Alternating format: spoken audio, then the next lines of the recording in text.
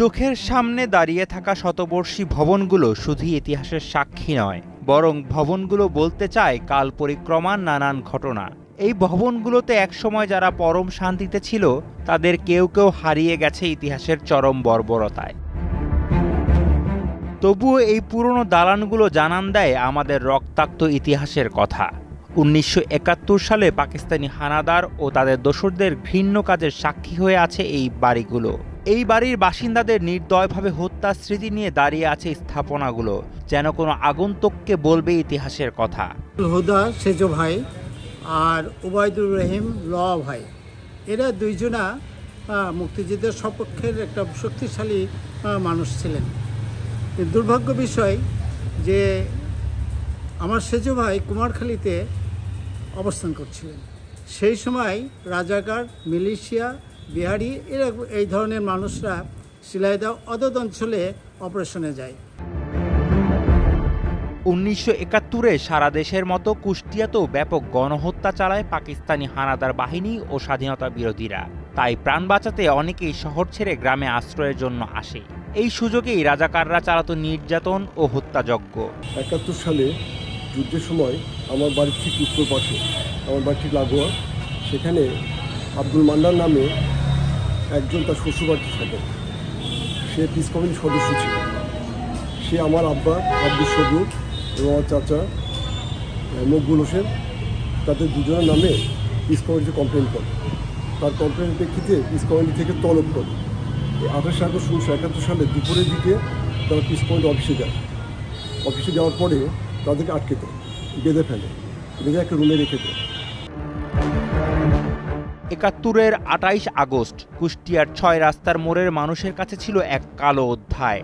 সেদিন রাতে কুষ্টিয়ার থানাপাড়ায় হত্যাযজ্ঞ চালায় পাক হানাদার বাহিনী ও তাদের দোসররা।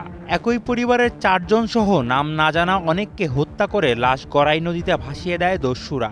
আমার 2 ভাই 71 সালে স্বাধীনতা যুদ্ধে স্বাধীনতা বিরোধীদের সাথে হাতে নৃশংসভাবে হত্যা হয়। ওনার সামনেই আগে ছোট ভাইকে জবাই করে হত্যা করা হয় এবং পরে বড় ভাইকে তাকে জবাই করা হয়। বসুন্ধরা টিস্যু, অশুদ্ধতার বিরুদ্ধে এক বিন্দুও ছাড় নয়।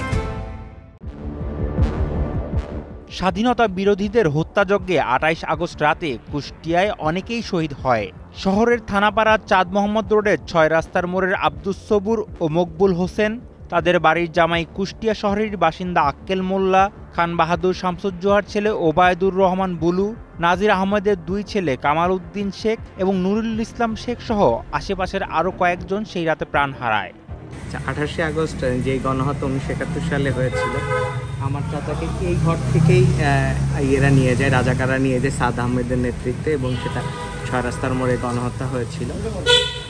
সেটার যেই ফলশ্রুতিতে আমাদের পাড়ার আরও মানুষ যারা ওই দিন শহীদ হয়েছিলেন রাজাকারদের হাতে, ওই যে একটা রাজাকারের বাড়ি ছিল নেসার আহমেদ, এবং তার নেতৃত্বে ছিলেন মেনলি কুষ্টিয়ার আর একজন পথিতযশা নাম করা কুখ্যাত রাজাকার, তিনি হচ্ছে অ্যাডভোকেট সাদ আহমেদ, যিনি এই বাড়িতে থেকেই মানুষ হয়েছেন, কিন্তু শেষ পর্যন্ত এই বাড়ির সন্তানকেই তিনি হত্যা করে তার পুরস্কারটা দিয়েছেন তার প্রতিদান স্বরূপ।